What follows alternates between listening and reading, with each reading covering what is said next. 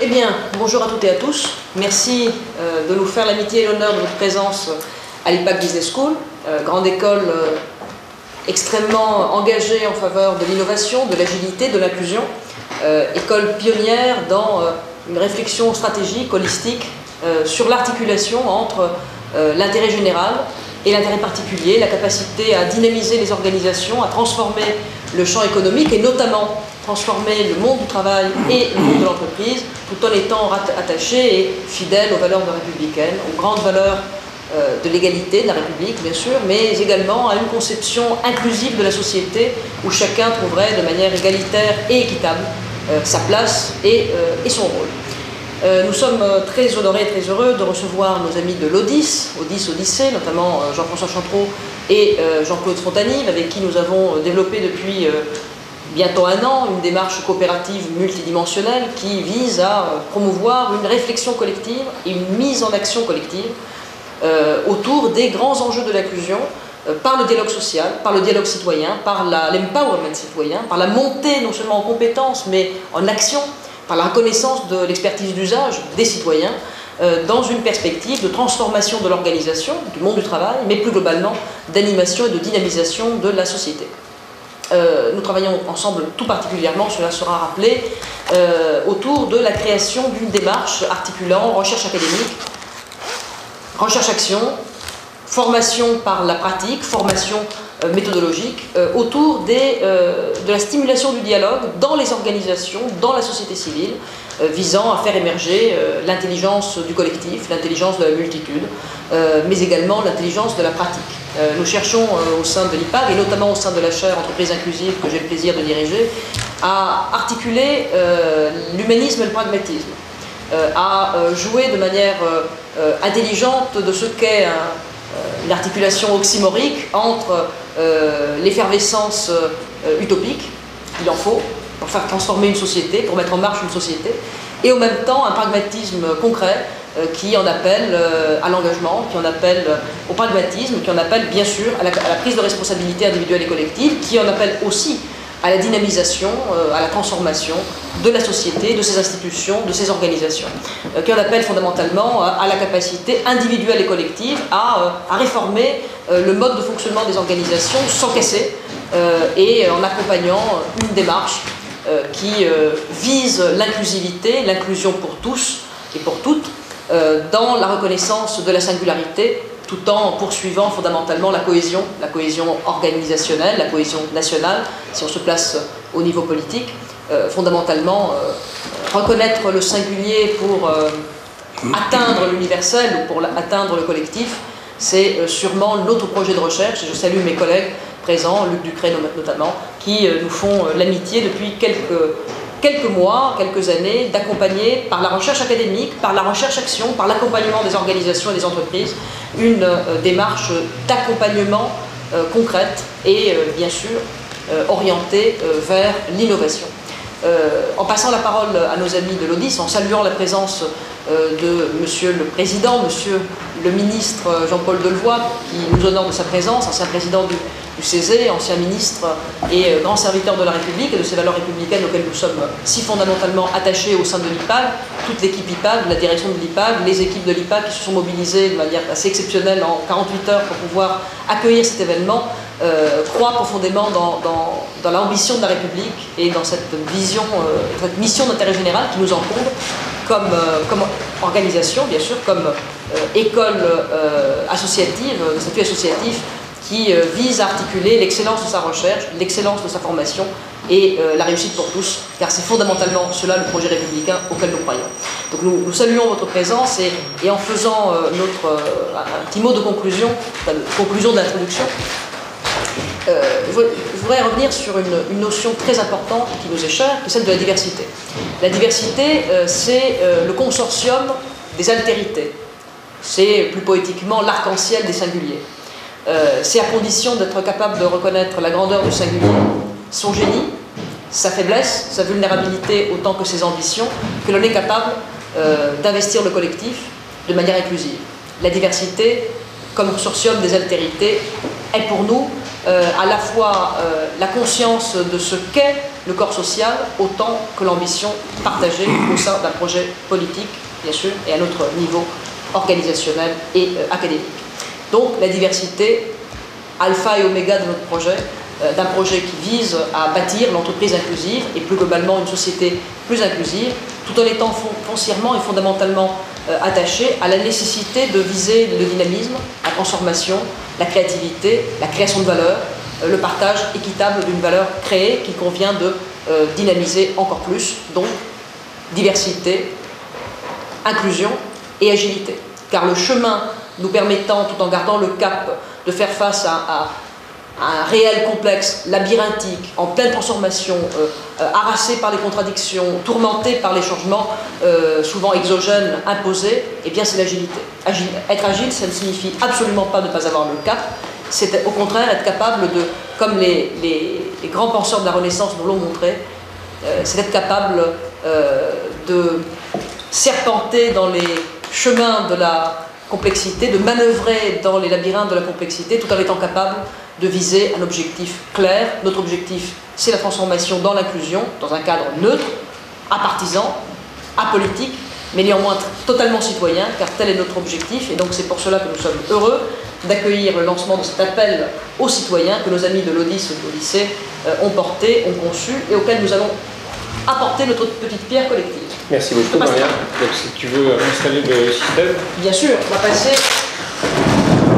Bonjour à tous, bienvenue à tous, et en particulier à Jean-Paul Delevoye, comme l'a dit Maria Guerra. Merci pour cette longue et intéressante préface à ce propos, et bienvenue à Jean-Claude Fontanive également. Donc je vais vous présenter aujourd'hui ce grand appel aux citoyens. Il s'agit de lancer en ce moment même 2 millions de contacts directs, 2 millions de messages vers des contacts directs, non pas pour consulter les personnes, mais pour lancer une dynamique de réflexion collective de façon à construire une culture de débat. C'est ça notre enjeu. Alors pourquoi aujourd'hui? Nous sommes au milieu des élections présidentielles et législatives, et au second tour des présidentielles, nous voyons qu'il n'y a aucun parti de gouvernement présent. Emmanuel Macron En Marche, nouveau parti. Marine Le Pen, Front National, parti qui n'a jamais gouverné encore, et qui, à eux deux, cumulent 2 députés sortants. Donc ça veut dire que le système politique, le personnel politique est en position de se renouveler. L'enjeu qui est le nôtre, c'est comment construire une France plus forte. L'objectif, c'est impliquer tous les citoyens dans cette construction d'une France plus forte. Et pour ça, il nous faut une démarche opérationnelle, il nous faut être capable d'impliquer les personnes de façon structurelle dans une mécanique collective. Alors, qu'est-ce que nous voyons? Je vais vous le faire vite, mais il y a des performances globales, des contre-performances globales, c'est-à-dire des terrains de rupture, rupture technologique, rupture économique, rupture sociale, financière, environnementale. Tout ça fait que nous sommes dans une société qui cumule actuellement des risques d'échec, une crise de confiance. D'ailleurs, dans l'appel aux citoyens que nous lançons, nous allons pouvoir évaluer la confiance portée par les citoyens dans les différents types d'organisations, dans les différents types d'acteurs. On l'a déjà fait il y a 20 ans, refait cette fois-ci de façon à mesurer l'évolution. Et si nous sommes tous en échec, il ne s'agit pas de dire c'est la faute des politiques, c'est la faute des entreprises, c'est la faute de ceci ou de cela. Notre enjeu n'est pas ça. Notre enjeu, c'est de construire un meilleur niveau de responsabilité de chacun dans la société de façon à se réinventer ensemble. Alors l'état de la France, vous le connaissez aussi. Paris est omniprésent, omniscient, omnisiège de toutes les grandes entreprises, les syndicats, le système politique, les médias. Et en plus à Paris, il y a un acteur principal qui fait tout, qui est un régulateur expansif. Il y a une multiplication des codes. On parle souvent du code du travail, mais pas seulement. Il y a de nouveaux codes qui existent, qui n'existaient pas il y a 50 ans, et qui engendrent une difficulté pour tous les acteurs de se saisir de cette complexité de la régulation. Un formateur omniscient. Alors ici, nous sommes dans une école privée, à l'IPAG, mais la plupart des grandes écoles sont des écoles publiques. Pour être chauffeur de taxi, pour être coiffeur, il faut avoir un diplôme reconnu d'État. C'est l'État qui sait si on sait bien coiffer les cheveux. Alors, c'est quand même ubuesque. L'État est un géant économique. Il dirige les grandes entreprises, qui sont quasiment toutes liées à l'État.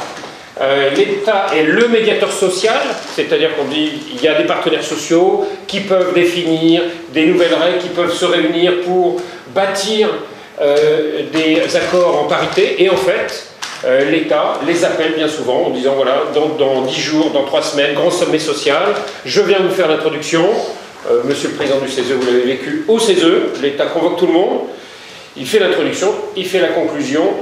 Entre les deux, il laisse les gens en parler pendant 2 jours, bon, et en fait, c'est lui qui décide de tout, ou presque.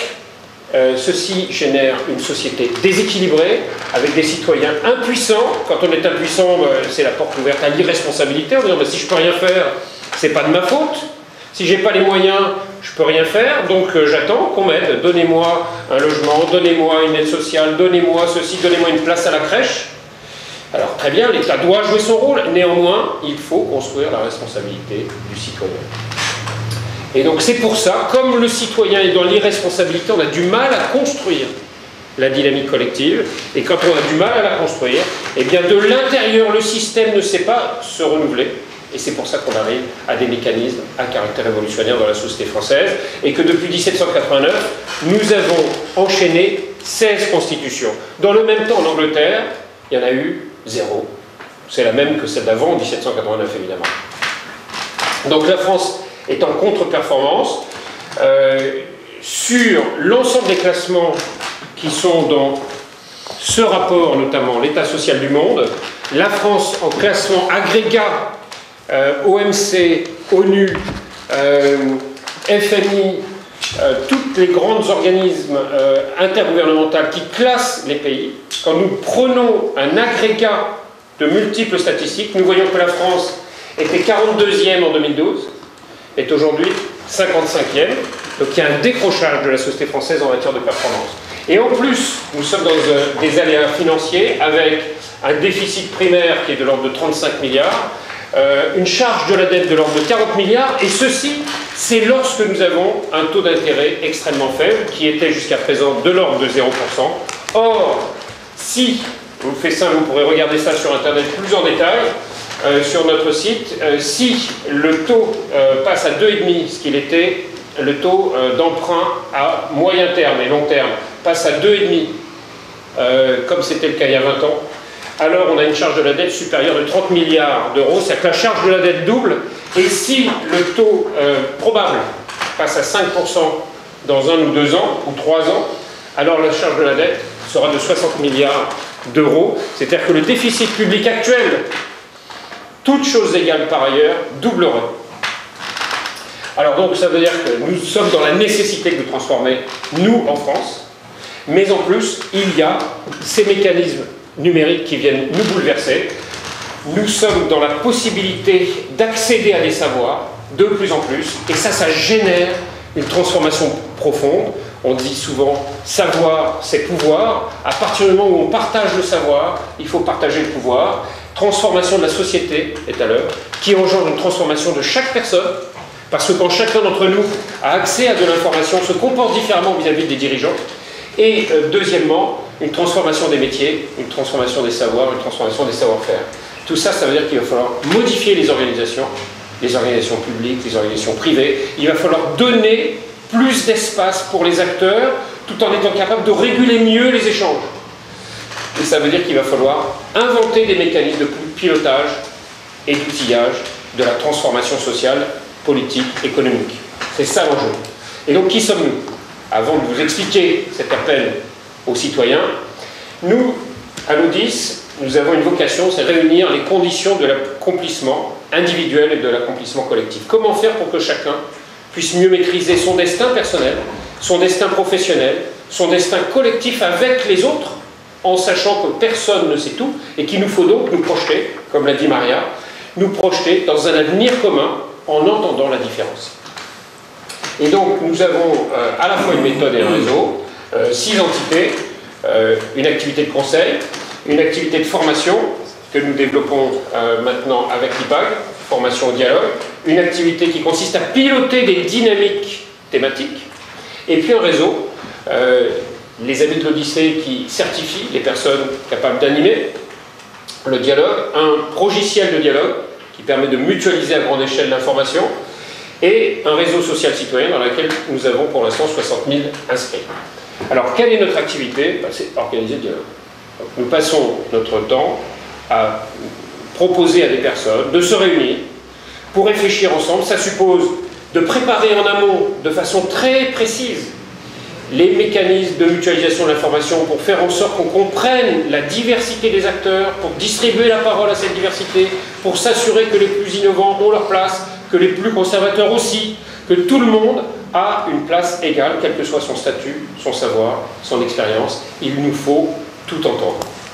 Donc ça suppose des outils pour distribuer la parole et s'assurer que chacun se met en situation d'entendre les autres. Il ne s'agit pas pour les animateurs de tout entendre seulement, bien sûr qu'eux doivent savoir le faire et générer et réunir les conditions pour le faire. Mais il faut que chaque participant apprenne à entendre tous les autres. Et d'ailleurs, dans notre débat public, dans lequel nous sommes aujourd'hui, et dont nous allons sortir bientôt pour une part à l'issue du second tour des présidentielles, et puis pour une deuxième part à l'issue des législatives, il va nous falloir apprendre à inclure la diversité des acteurs, quelle que soit l'origine politique. Il faut entendre la différence, il faut entendre les idées, il faut entendre les faits, il faut comprendre les analyses et aller plus loin dans l'approfondissement de la compréhension de ce qui nous arrive, d'où on vient et où nous choisissons d'aller ensemble. Alors, tout ce que nous faisons consiste à construire une grande étude permanente interactive que nous appelons « Comprendre et développer la personne, l'entreprise et la société ». De nombreux travaux, des auditions, des forums, des tables rondes, des conférences interactives lors desquelles nous présentons ce qu'on a compris et des gens viennent abonder ou modifier ou exemplifier ou contre-exemplifier, des monographies, 2 cahiers de doléances à ce jour, 1992-2002, l'objet d'aujourd'hui on va le voir dans un instant, c'est un 3e, et des rapports, l'état social du monde, je vous l'ai montré, la France, état social de la France, état social de l'Europe, celui-ci est préfacé par le président de la Commission européenne.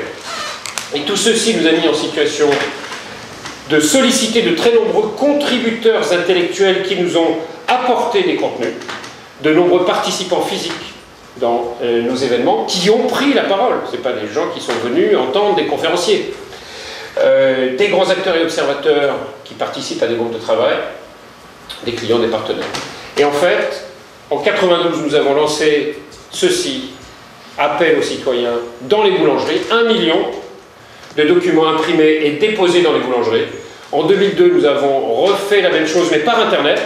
Ça nous a coûté beaucoup moins cher. Et cette fois-ci, en 2017, nous faisons à nouveau par Internet, mais à travers un logiciel de dialogue qui va permettre d'approfondir le débat en donnant les clés de la réflexion collective à toutes celles et ceux qui souhaitent animer le dialogue pour participer à la réflexion. Alors comment se présentait ce cahier de doléances en 1992? C'était une explication de qui nous sommes et surtout un grand espace à remplir. On a reçu des milliers de contributions, 14 000 en 92, 11 000 en 2002. Nous avions diffusé seulement 400 000 mails en 2002.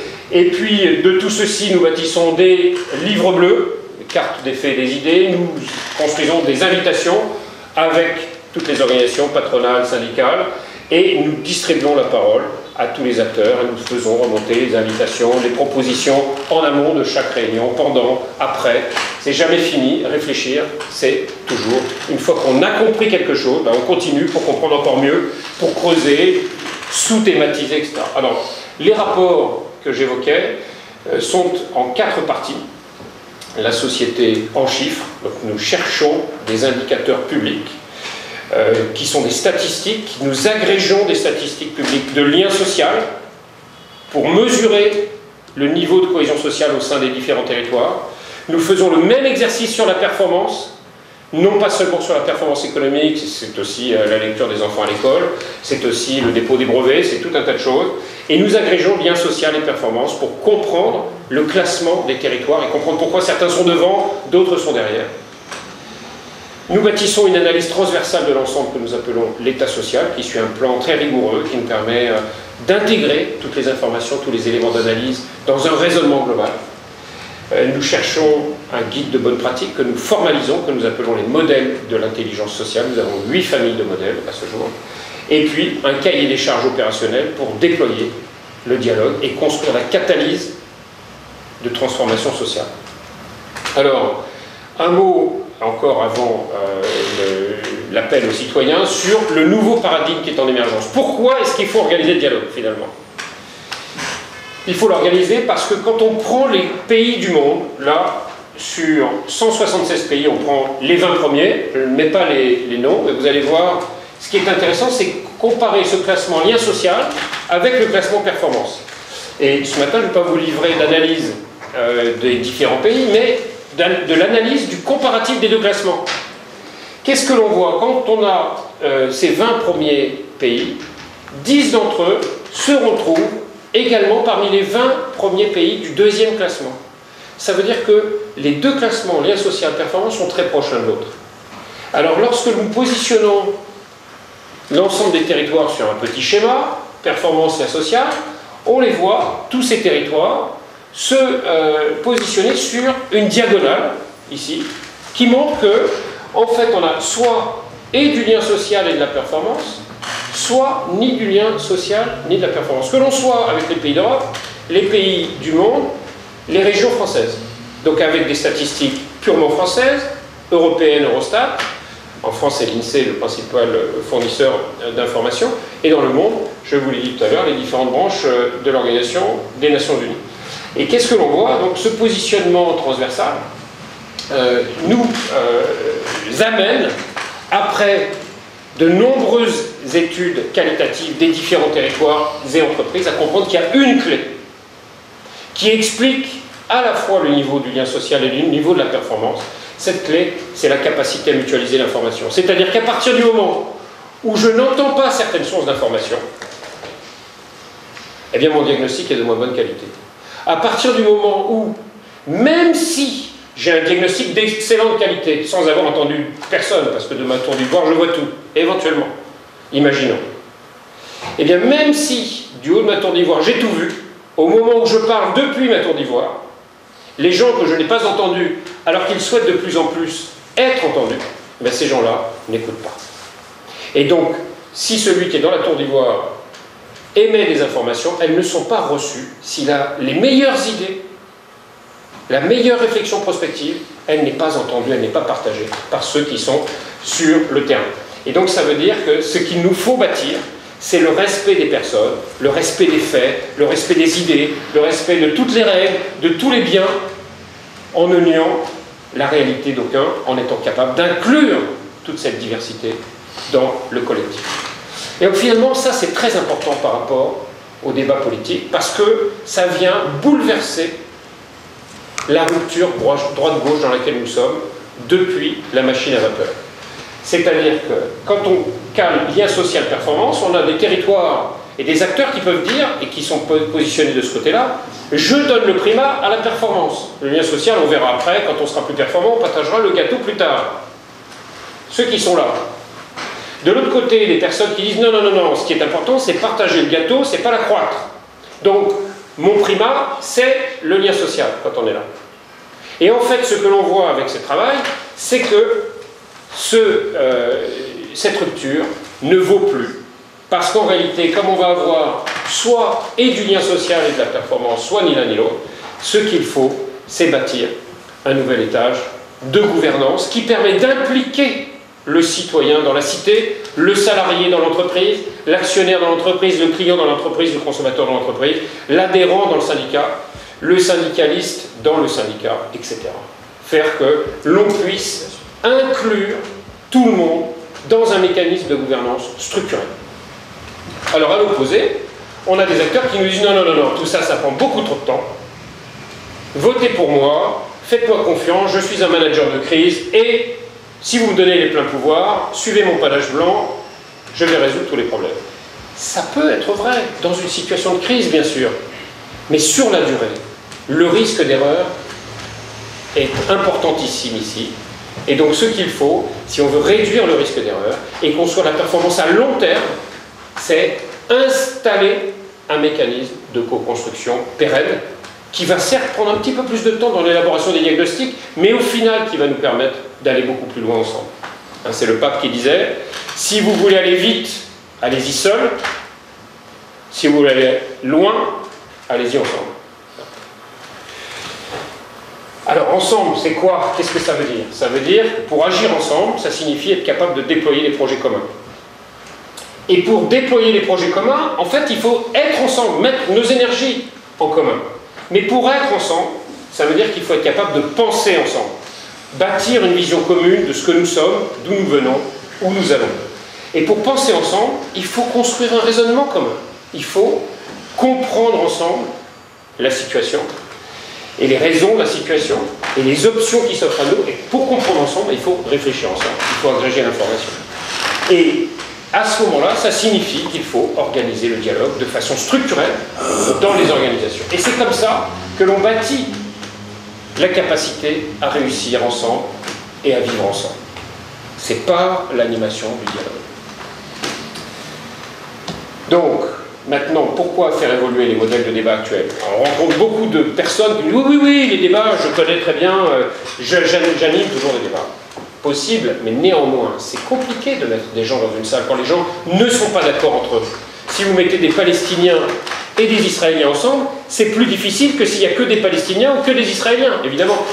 Si on met que des gens d'En Marche dans une salle, c'est plus facile que si on met les gens d'En Marche, du Parti communiste, du Parti socialiste, des Républicains et même du Front National. Donc, les participants, habituellement, sont limités aux seuls sympathisants dans la plupart des lieux de débat. Et il faut élargir les participants pour s'assurer que tous les acteurs concernés par le sujet viennent pour construire et coproduire la réflexion. Deuxièmement, les intervenants. Bien souvent, et c'est ce que nous faisons aujourd'hui, j'en suis désolé, mais nous ne sommes pas aujourd'hui dans un mécanisme de dialogue, nous lançons un mécanisme de dialogue. Et donc les intervenants d'habitude font ce que je suis en train de faire, confisquent la parole. Ils ont le micro, et puis ils le tiennent, et puis ils ne le lâchent plus. Mais vous inquiétez pas, ce qu'on va faire, c'est vous donner les micros partout pour que vous organisiez les débats partout et que les débats se multiplient. Ce qu'il faut faire, c'est que les intervenants dans les salles puissent distribuer la parole aux différentes personnes qui sont présentes. De façon à ce que toutes les minorités s'expriment. Et l'animateur, ça ne doit pas être un expert thématique. L'animateur, ça doit être un expert de la méthode de la distribution de la parole. Et qui va s'assurer que l'ensemble des experts, qui bien souvent ne sont pas d'accord les uns avec les autres, vont pouvoir abonder à la construction d'une expertise d'encore meilleur niveau. Alors, typologie de dialogue, qu'est-ce que ça veut dire?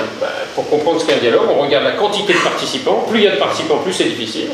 Et puis, la diversité des intervenants. Plus ils viennent d'horizons différents, plus c'est compliqué. Donc, bon, si on n'est pas nombreux et qu'on est deux, évidemment, un entretien individuel, déjà, c'est pas facile, tout le monde n'y arrive pas. Et donc, après, on passe réunion de travail, faire des conférences, c'est compliqué. Il faut préparer, c'est un exercice. Ensuite, il faut passer à la médiation quand on n'est pas nombreux. Voilà de quoi il s'agit. La médiation, c'est peu de personnes avec une diversité d'intervenants. Et parfois, il peut y en avoir que deux, mais qui sont très différents. Ça peut être des conventions de cadre, des congrès de partis avec des motions différentes qui viennent s'entrechoquer, mais qui ne se co-construisent pas, qui ne s'articulent pas entre elles.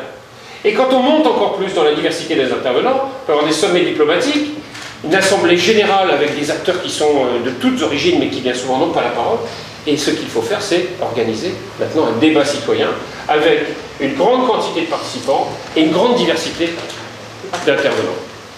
Et donc ce débat citoyen, pour qu'il ait lieu, ce que nous allons faire sur la base de l'ensemble des contributions qui vont remonter, c'est construire des applications de dialogue.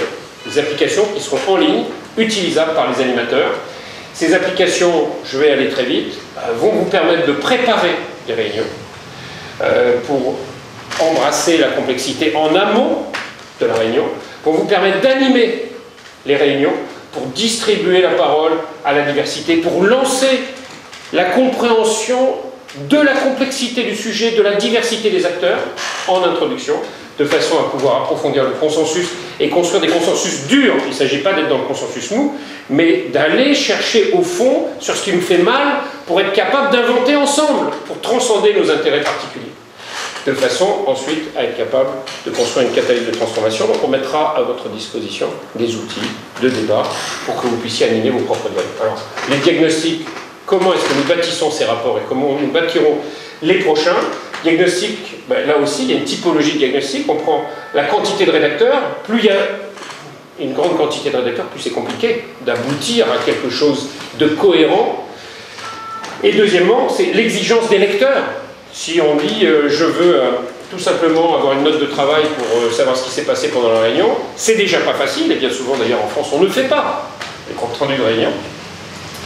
Et donc ensuite il faut être capable de monter dans cette exigence des lecteurs tout en conservant la quantité de rédacteurs et donc être capable de bâtir ce que nous appelons l'état social ou un livre citoyen qui intègre toutes les informations qui sont remontées du terrain. Et donc on a tout un processus de rédaction dans lequel je n'entre pas pour l'instant, mais qui permet de rédiger ensemble avec divers comités, à travers divers groupes de travail, divers rédacteurs, qui permettent de construire un raisonnement unique, tous ensemble, qui intègre tous les éléments diagnostiques qui nous remontent.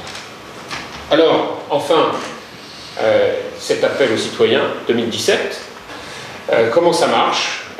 Vous allez recevoir un message. Nous émettons le même message à 2 millions de personnes. Soit vous en êtes, soit vous pouvez recevoir depuis quelqu'un d'autre. Si vous en êtes, non seulement vous allez pouvoir répondre, mais vous allez pouvoir diffuser vous-même ce questionnaire, cette consultation initiale, donc qui est en 3 parties. Il y a un cahier citoyen qui permet à chacun de partager ses analyses et propositions.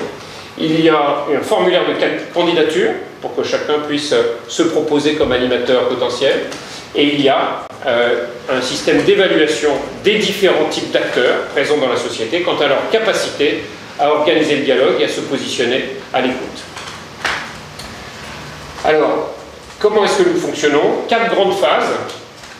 Je ne vais pas m'étendre sur les 4 aujourd'hui, on reviendra avec d'autres vidéos plus en détail, mais la première phase, c'est l'appel aux citoyens, c'est ce que nous faisons maintenant. Donc ça commence par faire remonter une grande quantité d'informations. Quand ces informations seront remontées, alors nous pourrons structurer des applications de dialogue, de façon ensuite à ce que les grands dialogues puissent avoir lieu avec des animateurs qui se saisiront dans les collectivités territoriales, dans les campagnes électorales bien sûr législatives, mais aussi à l'intérieur des entreprises, à l'intérieur des syndicats, des associations, dans les écoles, partout. Et quand tout ceci est fait, on pourra communiquer ensemble, à mesure, thème par thème, que des choses émergeront. Nous verrons ensemble. Et donc tout ça nous permettra de bâtir des nouveaux opus du rapport. Donc nous démarrons aujourd'hui 3 mai. La phase 2, c'est bientôt, on va commencer à dépouiller ce qui arrive, non pas à compter d'aujourd'hui, mais d'ici 1 à 2 semaines. Et puis nous allons bâtir des premières applications de dialogue, et puis ça ne s'arrête jamais. On a mis ici 2022 pour dire qu'il y a une nouvelle législature devant nous. Et donc c'est un projet de mécanisme à institutionnaliser dans la mandature pour faire en sorte que les parlementaires puissent se mettre à l'écoute de leurs administrés, de leurs électeurs, que le système public, d'une façon générale, puisse associer le citoyen à l'élaboration d'une société meilleure. Donc comment ça marche, cet appel aux citoyens? Tout le monde peut répondre. Ensuite, nous faisons des kits de dialogue. Je vous redis la même chose, mais avec un petit schéma. On pourra lancer les formations, en particulier, évidemment, avec l'IPAG. Et puis, les animateurs pourront déployer leurs propres animations, leurs propres dialogues.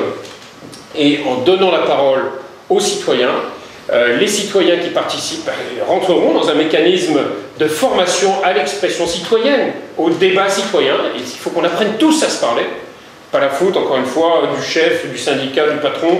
Si on ne se parle pas, c'est une culture, c'est une posture, c'est une capacité d'écoute, une capacité d'expression non agressive, mais en même temps sans complaisance, bienveillante, se dire tout, sans être désagréable avec les autres, mais pour chercher à faire mieux ensemble. Et ça s'apprend. Et donc, en fait, ce mécanisme de débat est un grand mécanisme de pédagogie citoyenne pour bâtir une société de responsabilité et de solidarité. Bon, et donc, après on remonte en phase 4, thème par thème, en fonction des thèmes traités. Alors, le kit animateur est, je vais presque terminer, le kit animateur, qu'est-ce que ce sera? Ben, ce sera la possibilité de prendre sur un thème donné une application dialogue. Ça consiste à ouvrir en première phase un questionnaire, l'adresser à un certain nombre de personnes que l'on souhaite inviter à l'événement. Et puis ensuite, on arrive dans la réunion et nous avons un diaporama introductif qui présente une carte d'effet des idées, de façon à montrer, avant que la première personne s'exprime, montrer la diversité des faits et la diversité des idées. Ensuite, une carte des acteurs, montrer que nous ne sommes pas tous pareils dans ce positionnement et dans cette carte des faits et des idées. Donc c'est un sociogramme des participants. C'est très simple, c'est un schéma, 2 schémas, 3 schémas. Le système en produit de nombreux, mais on mettra à votre disposition des versions simplifiées évidemment, pour ceux qui veulent pouvoir animer rapidement. Et puis ensuite, l'animateur bénéficie de ce que nous appelons un fil bleu, par opposition à un fil rouge. Le fil rouge, dans une émission de télé ou de radio, c'est quand tout est défini à l'avance, on sait qui va parler combien de temps, à quel moment. Là, on ne sait pas qui va parler combien de temps, à quel moment. Par contre, on doit savoir comment se positionnent les acteurs, les uns et les autres, sur le sujet, de façon à aller chercher la diversité, toutes les minorités présentes dans la salle. Et donc on donne un fil bleu à l'animateur qui sait distribuer la parole à la diversité des participants. Et ensuite, l'animateur peut diffuser une fiche de positionnement personnel dans le sociogramme qui a été présenté ici. Chacun peut accéder aux diapositives qui ont été présentées par l'animateur, mais avec son propre positionnement, accessible de façon confidentielle, de façon à ce que chaque personne se comprenne mieux et comprenne son positionnement par rapport aux autres. Ensuite, on met à disposition un compte rendu formaté pour pouvoir traiter l'analyse globale. Donc les avantages de la démarche, je vais très vite, c'est un intérêt pour la personne. Toutes les personnes qui participent non seulement vont abonder à la vie politique, mais aussi vont apprendre elles-mêmes à mieux se connaître, à mieux connaître les autres.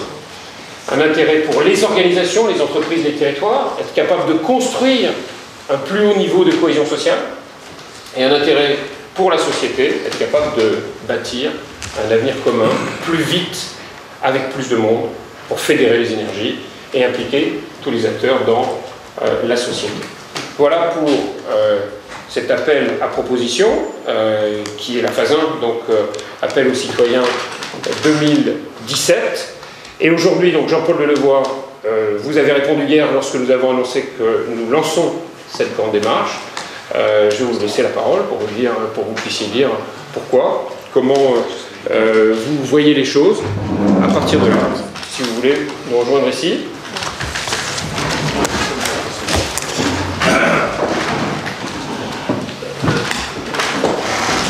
Oui, en réalité, ce n'est pas, bonjour madame, bonjour messieurs, ce n'est pas une surprise de me voir à vos côtés, puisqu'en réalité, depuis de nombreuses années, je suis extrêmement attentif à tout ce qui peut réveiller la citoyenneté, ce que vous évoquez. Je crois qu'en réalité, nous sommes dans un moment où on peut débattre des termes. Vous avez parlé de transformation. Je crois qu'en réalité, on est plus en métamorphose. Parce que la transformation, c'est une évolution continue d'une société. La métamorphose, c'est une remise en cause. Et je crois qu'en réalité, le numérique est en train de nous amener un autre rapport au temps, à l'espace, à l'autre, et que la société, dans 3 ou 4 ans, ne sera plus du tout la même que celle d'aujourd'hui. Et on voit bien, c'est l'angoisse, d'ailleurs, de cette transformation, qui crée aujourd'hui une espèce de crispation des peuples, parce que quand on ne comprend pas que la plus-value du lendemain est supérieure à ce qu'on perd au quotidien, on est dans la résistance. Le deuxième élément, c'est que je pense qu'on ne peut pas construire de responsabilité collective sur des irresponsabilités individuelles. Et la classe politique aujourd'hui paye une facture d'avoir demandé aux citoyens de dire c'est trop compliqué, laissez-moi m'occuper de tout, vous n'avez qu'à voter et me confier la jouissance du pouvoir et l'exercice du pouvoir.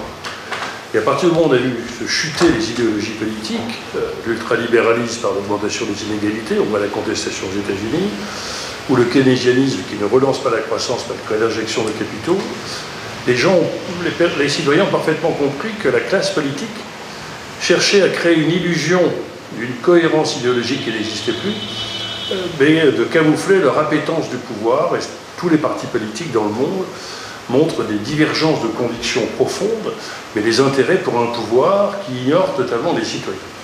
Et nous étions dans un système vertical, tant d'entreprises que politique, où l'on demandait aux citoyens d'obéir et de ne pas forcément s'occuper de leur quotidien. Et nous avons perdu la citoyenneté et nous avons développé le consumérisme républicain, ce qui fait que nous ne sommes plus des communautés de destin, mais des communautés d'intérêt, qui fait que nous passons notre temps à se déchirer sur des intérêts, que les débats politiques passent plus sur les conséquences des décisions que sur les objectifs visés, et que l'on donne plus la primauté au pouvoir plutôt qu'au projet. Et c'est quelque chose qui est assez fascinant, parce que le monde d'aujourd'hui est un monde en quête d'idéal, vous avez raison. L'homme a un impérieux besoin de croire en quelque chose. Et la vraie question qui se pose à l'échelon de la planète, c'est qui croire, perte de confiance, et que croire.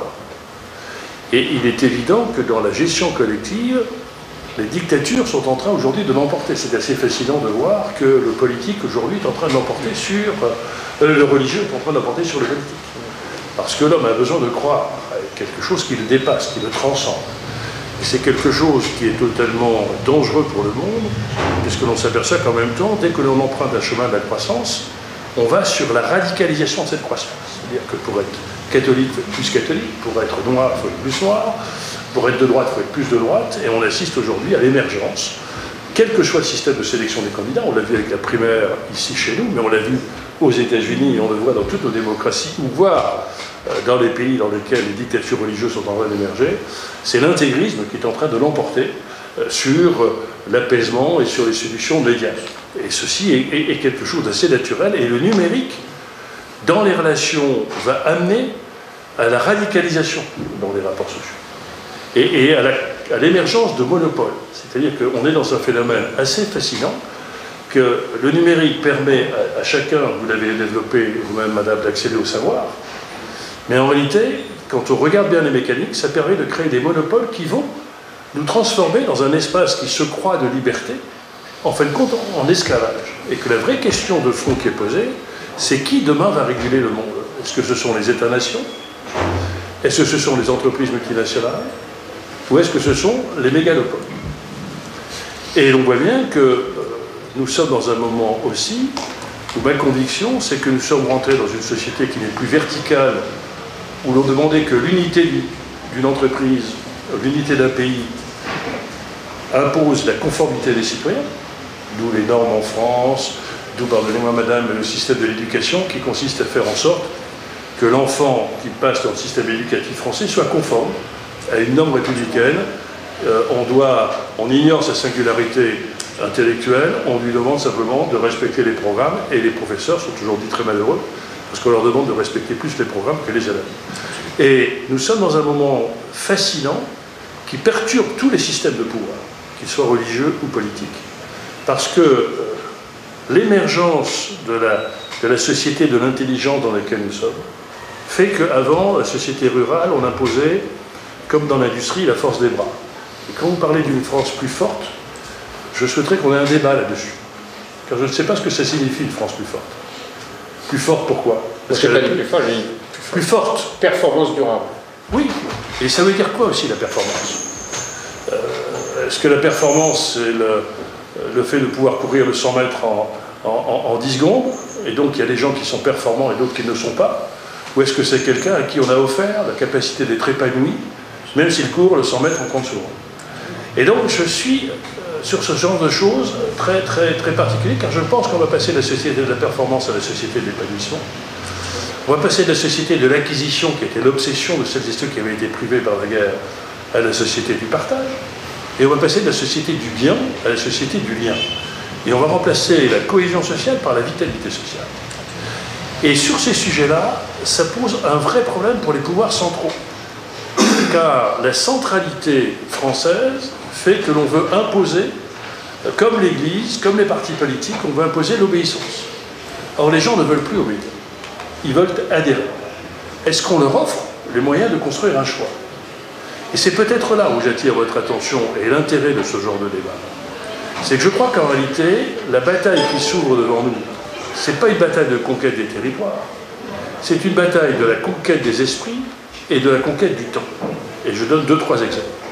Avec le numérique, ce n'est pas l'accès à l'information qui est problématique. C'est quel est le moyen que l'on donne à chacun de développer son sens critique pour analyser l'information. Et très souvent, à cause de cette avalanche d'informations, on confond l'information et la connaissance. Et nous sommes tous les uns et les autres, quelquefois, j'ai appris sur mon Internet une information, je la donne, j'ai même plus le temps de la critiquer. Et si cette information est une rumeur, je diffuse une rumeur, et on s'aperçoit qu'aujourd'hui, la bataille des esprits est très clairement enclenchée, et que nous devrons être attentifs à ce que dans le dialogue citoyen, ce n'est pas le dialogue qui m'intéresse, ce n'est pas le citoyen qui m'intéresse, c'est quelle est la relation que je permets à chacun d'avoir pour qu'il puisse développer la capacité d'établir cette conviction, même si cette conviction est contraire à la mienne. Et si nous ne réveillons pas la citoyenneté, nous avons en réalité devant nous un esclavage moderne qui ne dit pas son nom, dont les chaînes sont invisibles et d'autant plus redoutables qu'on y adhère par plaisir. C'est-à-dire que toute l'économie est basée sur l'évolution comportementale, comment influer votre pouvoir d'achat. Les partis politiques se sont aussi construits avec des logiciels pour influencer votre vote. Personne ne s'interroge sur le fait qu'aujourd'hui, on est en train de perdre le sens critique par cette avalanche d'informations, par le fait que le futur nous écrase et ne nous aspire plus par l'espérance qu'il portait. On survalorise le quotidien, on survalorise les médias, et en même temps, on fait saigner les blessures du passé. Et donc la vraie question, c'est comment construire un avenir commun sur un présent sur lequel on se déchire et sur un passé sur lequel on se relie.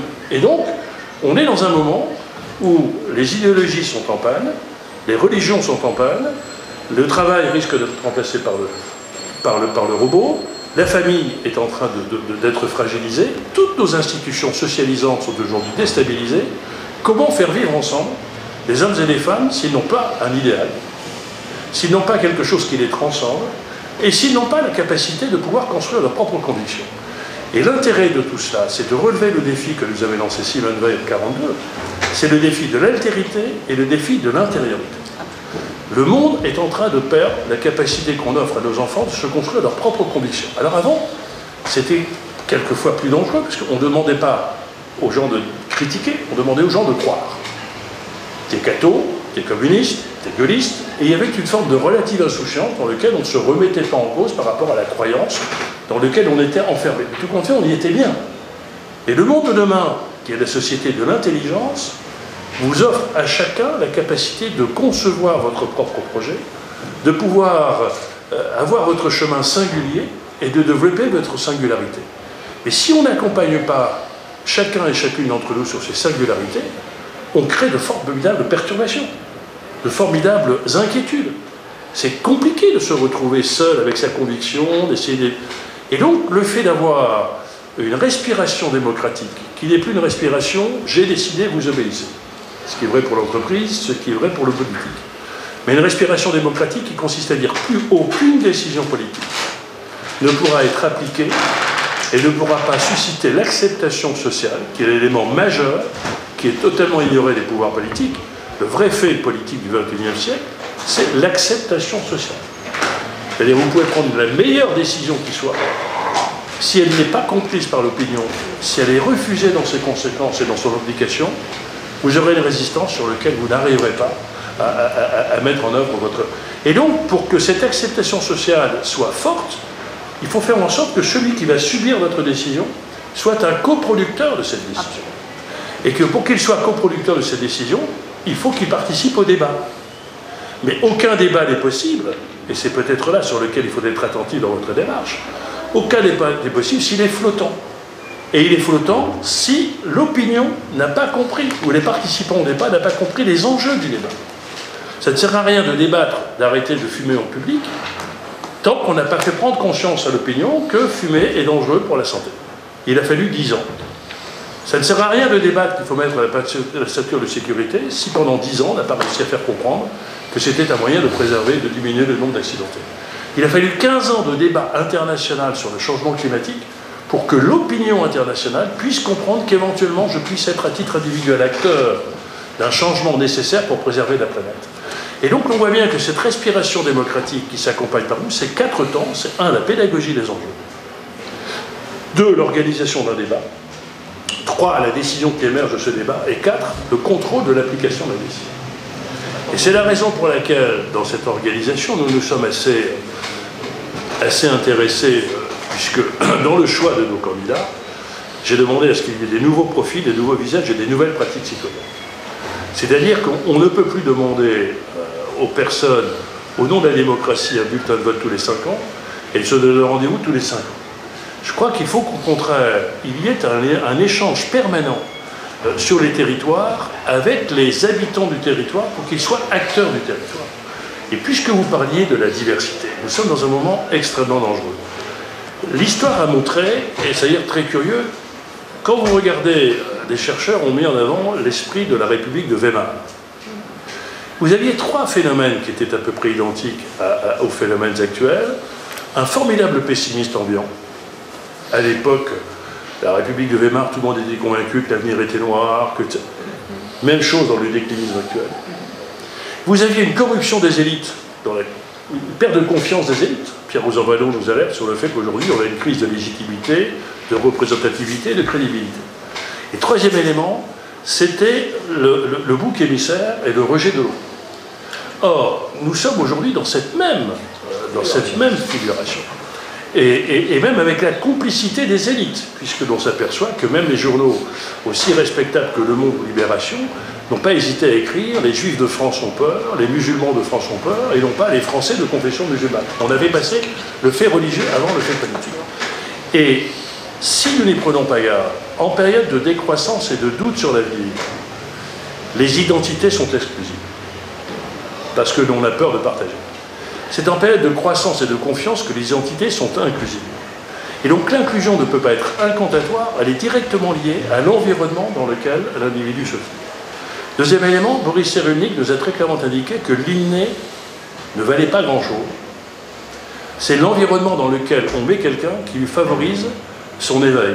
C'est-à-dire qu'il va falloir réfléchir aujourd'hui aux conditions dans lesquelles on met les gens dans l'habitat, la mobilité, leur emploi, leur environnement politique. Et cet environnement, c'est un acte de confiance dans leur intelligence. Quand on donne au peuple le moyen d'être intelligent, il est intelligent.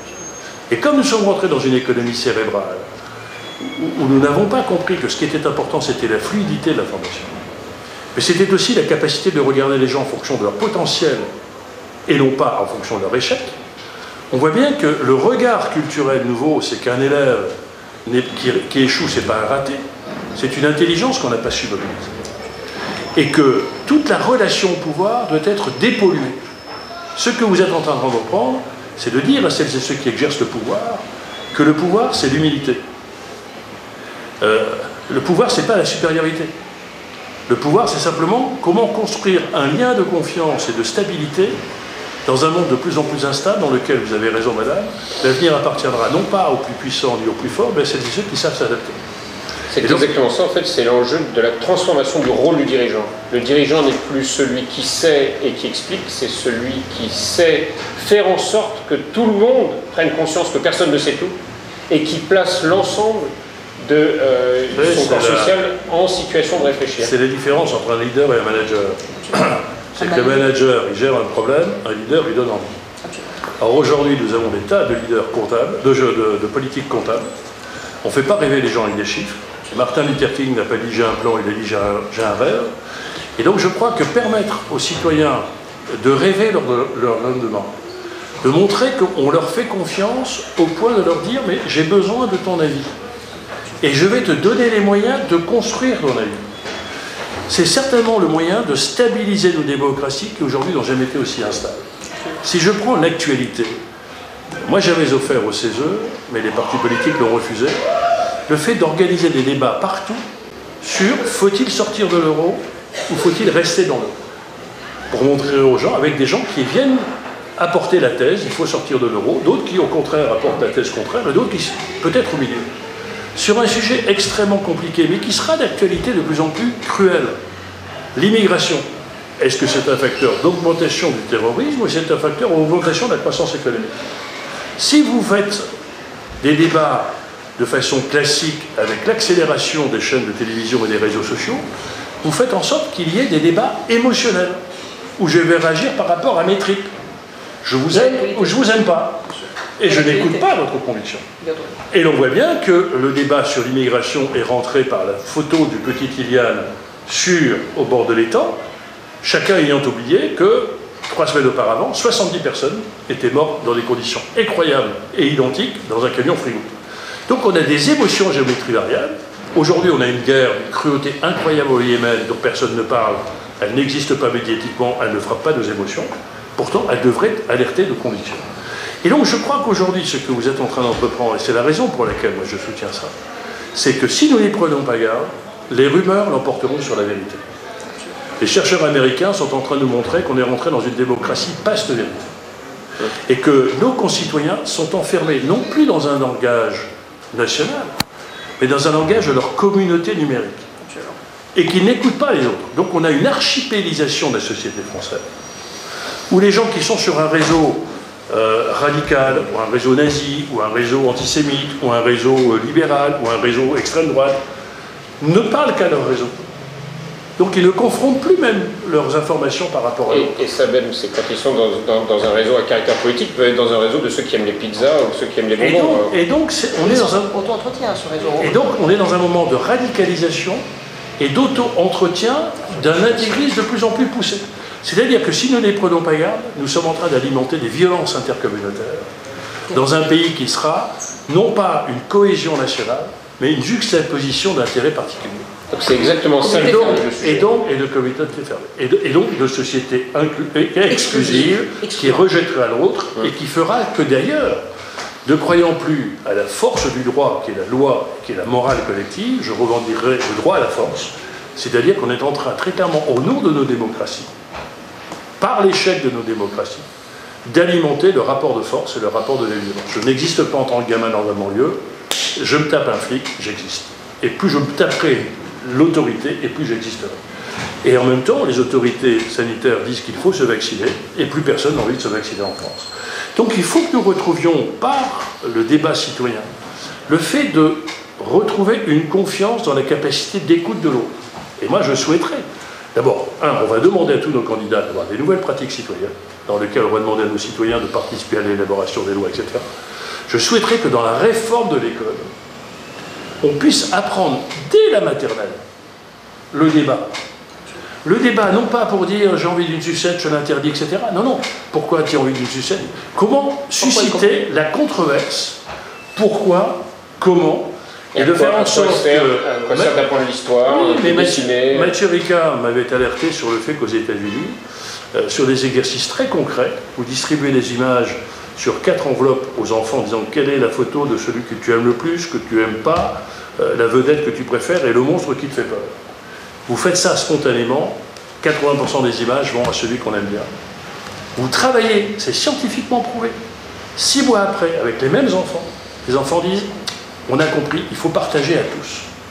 Quand vous regardez aujourd'hui les fractures religieuses au nom de la laïcité en France, la France devrait être le pays le plus complaisant à l'égard des convictions religieuses, à condition qu'elles ne viennent pas impacter l'espace public. Eh bien, c'est la France qui rejette le plus les convictions religieuses. Aux États-Unis, tous les enfants apprennent le Kippour, le Ramadan, et tout le monde trouve que la différence, c'est un facteur d'enrichissement et non pas un facteur d'appauvrissement. Par connaissance. Par la laïcité, pour moi, la connaissance de la religion et pas l'ignorance de la religion. Et donc, je crois que nous devrions, au contraire, dans cette démarche citoyenne, ne pas oublier que la démarche ne vaut rien.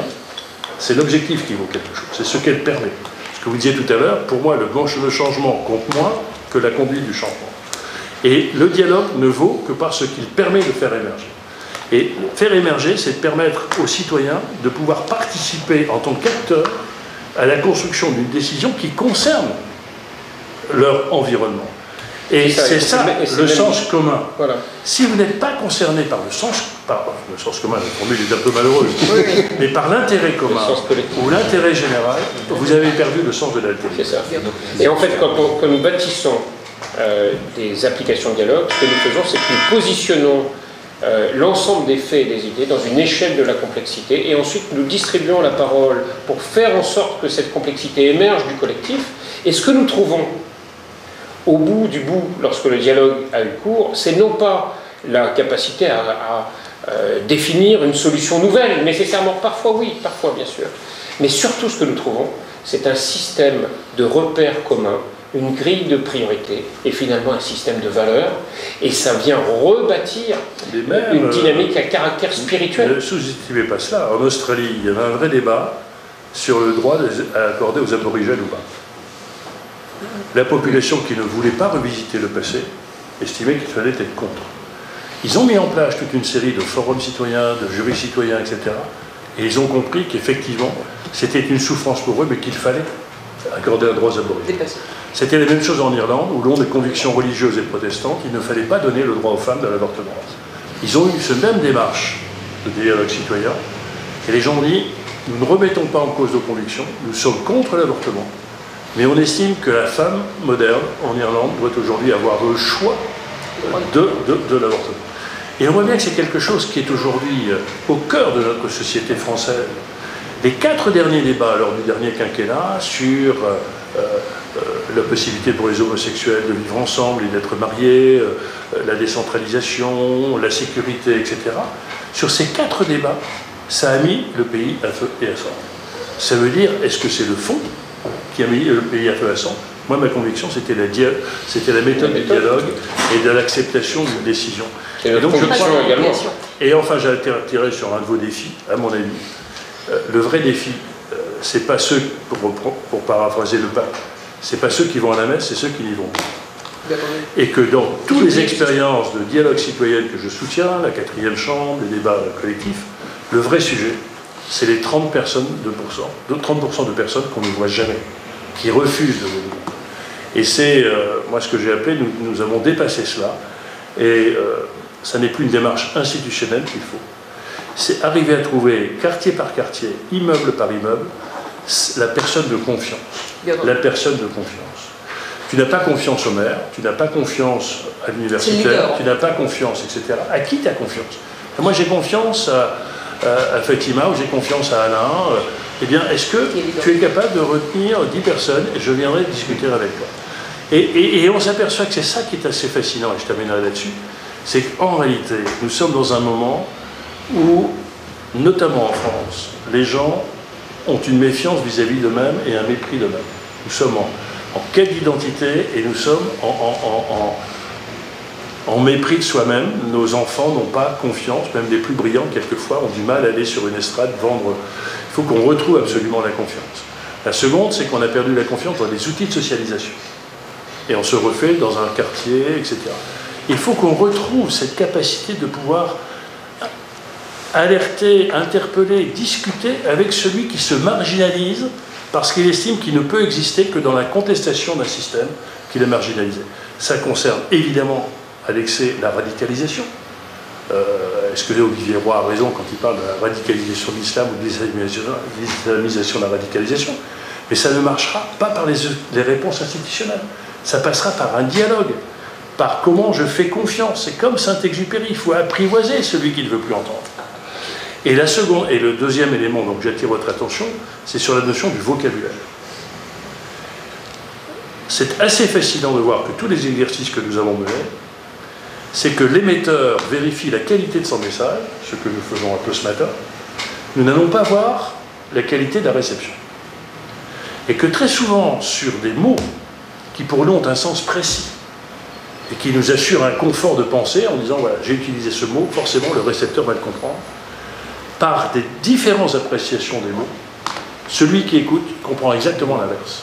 Et là commence la compréhension, commence l'impossibilité du dialogue, parce qu'on ne parle pas. Et c'est vrai dans nos familles, etc.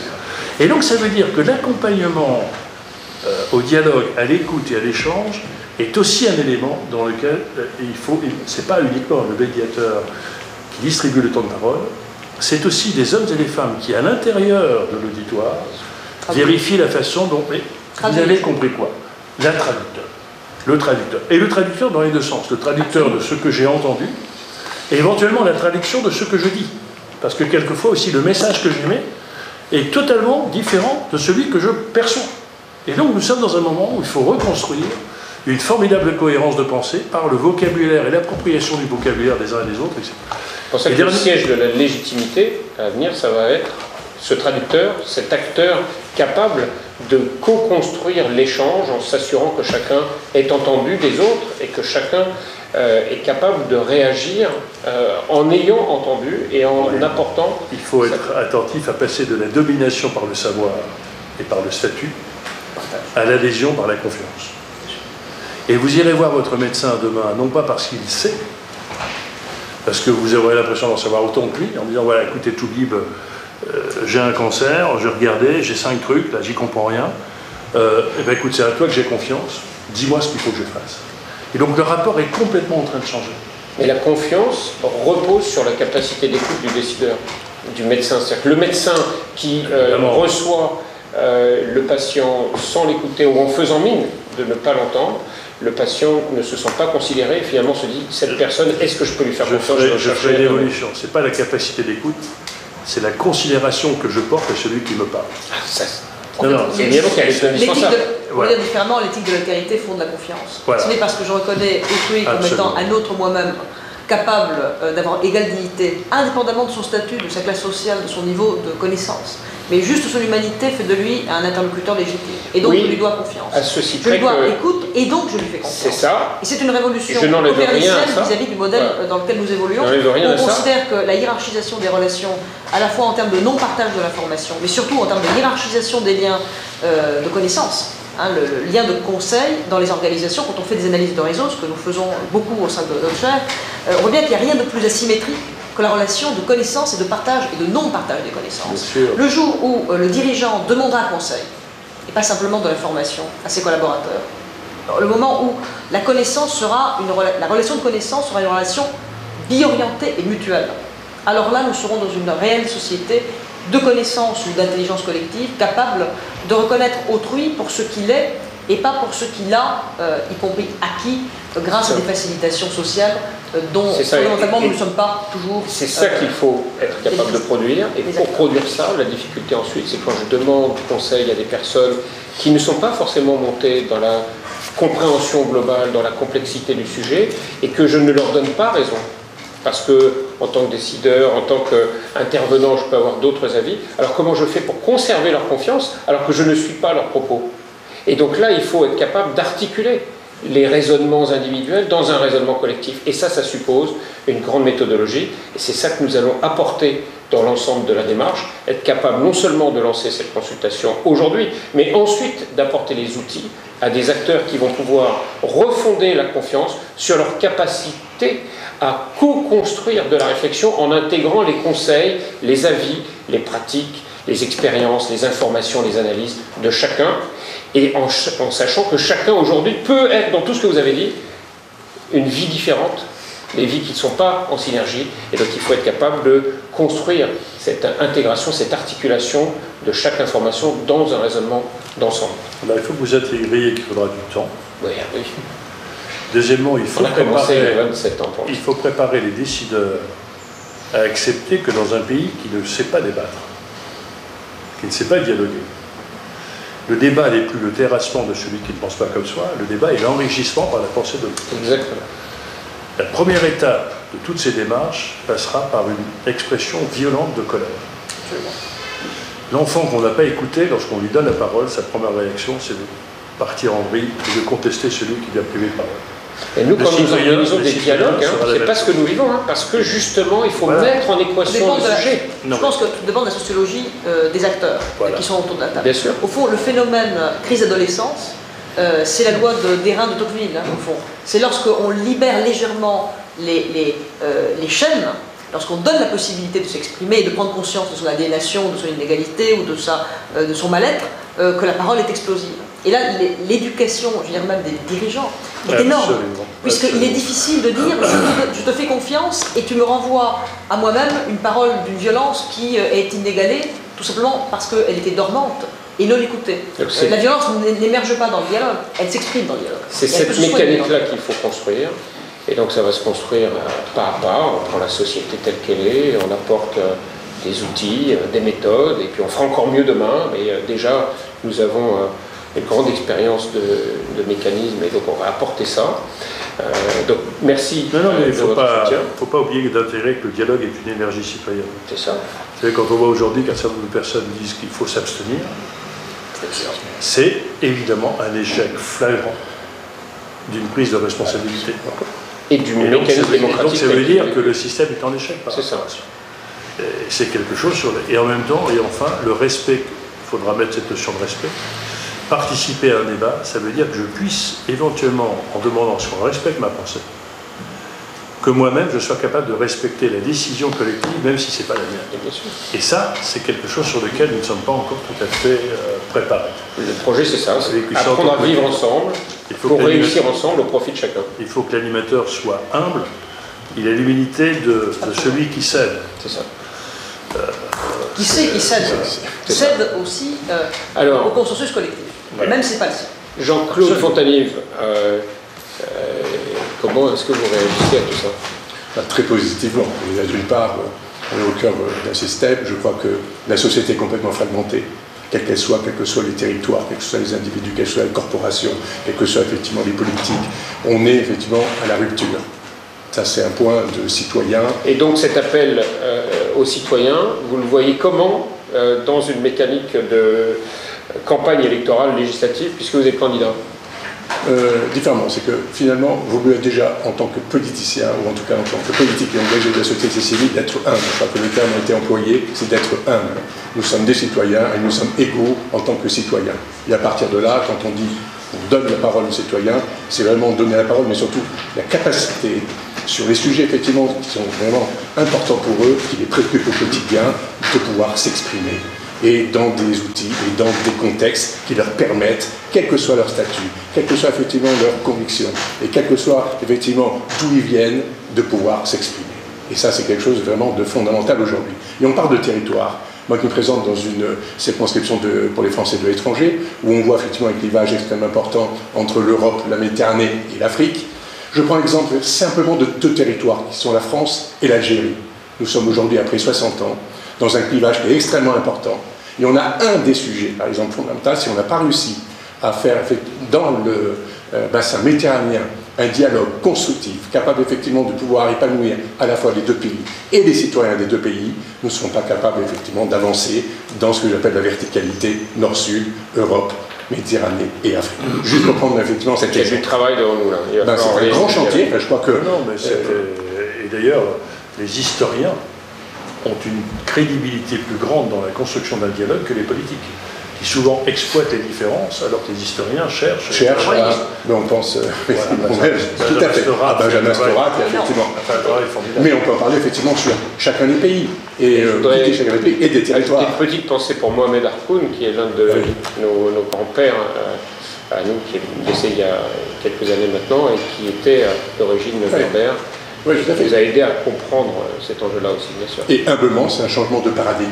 On est vraiment aujourd'hui dans une évolution extrêmement importante où dans le monde, enfin je veux dire le monde entier, on est en train de voir des évolutions majeures et je dirais même de rupture.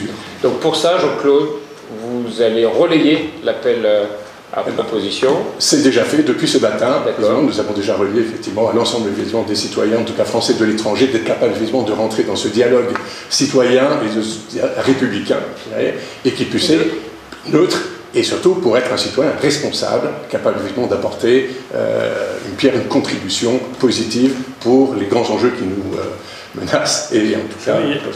Il y a un enjeu que vous avez soulevé. Beaucoup pensent qu'aujourd'hui, les violences que l'on voit dans le monde et qui émergent de plus en plus sont probablement liées à un changement extrêmement difficile à gérer entre la brutale accélération du changement imposé par les technologies. Les technologies vont très très vite et la lenteur d'adaptation des structures politico-administratives. Et cette différence fait un peu des tensions qui créent des violences très fortes. Et donc on s'aperçoit que le dialogue devient très important entre celles et ceux qui vont très très vite. Et c'est d'autant plus vrai. Et il y a un autre terme qui me semble être le plus fort entre le nord et le sud, pour juste illustrer effectivement, c'est la différence d'âge et la moyenne d'âge. Absolument. Nous avons 20 ans de moyenne d'âge de différence entre le nord et le sud. En 20 ans, c'est plus d'une génération. Et les nouvelles technologies sur lesquelles effectivement on est imprimé et la rive sud sont pleinement en capacité de se développer par rapport à ça. Et nous avons un retard colossal. Et on a une divergence qui est extrêmement fondamentale par rapport à ce point. Casser le découplage à la fois générationnel, géographique, c'est fondamentalement ça l'enjeu. Et également aller au-delà de ce que vous l'avez cité, ce totem de l'instantanéité, qui est l'un des grands totems qui bloque le fonctionnement d'une société en réseau mais inclusive. Ce totem de l'instantanéité, totem de la norme ou du mimétisme, c'est les deux totems qui empêchent à la fois de reconnaître l'altérité, d'être capable d'une métamorphose, oui, à la manière à la fois de la mémoire ovidienne autant que des pierres métamorphiques qui, quand on va en géologie, sont façonnées par plusieurs vagues de lave. Et bien de la même manière, je pense que notre société, elle est façonnée par plusieurs vagues, plusieurs laves fécondes. La lave brûle autant qu'elle devient l'humus le plus fécond. Et je pense que c'est intéressant ce que vous dites, parce que Victor Hugo dit ça. Le peuple a ses colères, le volcan a sa lave, qui d'abord détruit et ensuite féconde ou fertilise. Alors, honoré d'avoir la même idée que l'immense républicain qu'il a été. J'ai trouvé que cette image est très belle, parce qu'on assiste aujourd'hui à des éruptions de citoyens, avec des mouvements qui sont des météorites. Et alors d'autres, ça c'est plutôt le formidable génie d'Emmanuel Macron, ça a été au contraire quelque chose qui se construit. Mais il faut accepter, Schumpeter est en train de prendre le dessus. Absolument. Et donc la crainte de la remise en cause nécessitera un dialogue de proximité et de confiance. C'est ça. On accepte de partir à l'aventure, tout le monde a la trouille de partir à l'aventure. Mais c'est l'affectif, la proximité, le dialogue de proximité, le dialogue avec les personnes de confiance qui fait qu'on accepte de mettre le pas sur le pont et de partir à l'aventure. Parce qu'il y a des sociétés à proximité de nous qui sont nos voisins et qui n'ont pas besoin d'attendre l'éruption volcanique pour refertiliser. Et donc tout l'enjeu qui est le nôtre maintenant avec cette démarche de dialogue citoyen à grande échelle, c'est de pouvoir fertiliser sans attendre la violence, en étant capable, par la sérénité, de faire monter les personnes dans une culture de responsabilité. C'est ça notre enjeu. Donc Jean-Claude Fontanier, vous relayez. Tout le monde va relayer. Jean-Paul Delevoye, vous avez répondu à l'appel. Non, mais moi, de toute façon, depuis très longtemps, je soutiens, vous le savez, toutes les démarches de caractère citoyen. Je voulais faire en sorte que le CESE soit la maison du futur. Je suis ravi que c'est entré maintenant dans les décisions politiques, et aussi la maison des citoyens. Il faut que les citoyens, ils aient la sensation qu'il y ait un endroit de la République où ils ont la légitimité de s'exprimer. Mais il faut aussi que les lycéens, moi je me souviens pour la COP21, on avait demandé à des lycéens de se dire quelles sont vos contributions pour la COP21. Les jeunes ont des idées fascinantes quand on leur permet de s'exprimer. Voilà. Et donc, voilà, du dialogue émerge la vérité. Donc, merci pour votre participation aujourd'hui. Donc, ce que nous allons faire, c'est ce qu'on a dit. On va lancer cet appel aux citoyens et le relayer partout. Donc, vous êtes tous les bienvenus pour le relayer. Avec l'IPAG, qui avec l'IPAG, on va former. Accompagner avec vous. Mais avec l'IPAG, on va faire plus que relayer. Il faut qu'on évalue. On va construire des démarches collectives. Et il faut qu'on évalue. Donc, il faut qu'on revienne pour évaluer. Absolument. Et c'est d'ailleurs une des philosophies auxquelles on croit, notamment au sein de l'IPAG, au sein de notre chaîne, c'est que le changement, il se porte, il s'accompagne. La conduite du changement prime sur le changement en lui-même. Mais un changement spiroïdal, autrement dit, qui se renouvelle continuellement, n'a de sens que si on évalue les étapes et les réussites.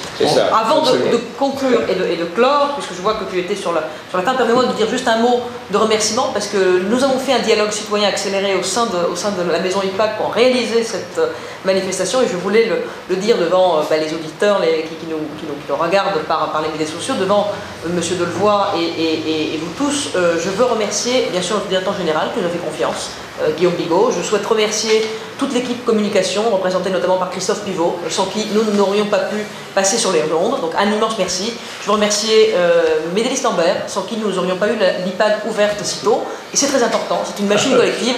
Et je souhaite remercier aussi mon collègue Luc Ducret, avec qui nous travaillons autant sur la lutte contre les totems de l'instantanéité, et toute la maison IPAG que je souhaite remercier, ainsi qu'Émilie Poitou, qui nous a beaucoup aidé également. Donc ça c'était important, si on dialogue, c'est qu'on essaye de construire le collectif, tout le monde mérite d'être remercié. Vous venez de montrer la preuve de votre réactivité et de votre adaptation au changement. Voilà. On cherche. Et donc, bravo.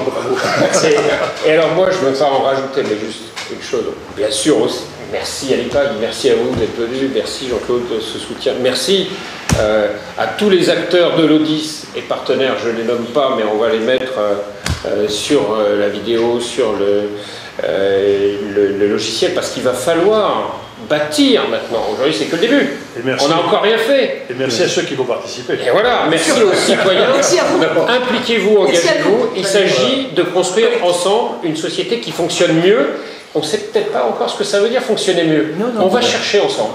Voilà, cherchons ensemble ce que nous voulons faire ensemble pour continuer à vivre ensemble dans la sérénité et l'accomplissement personnel et collectif. Merci à tous. Merci à vous. Voilà.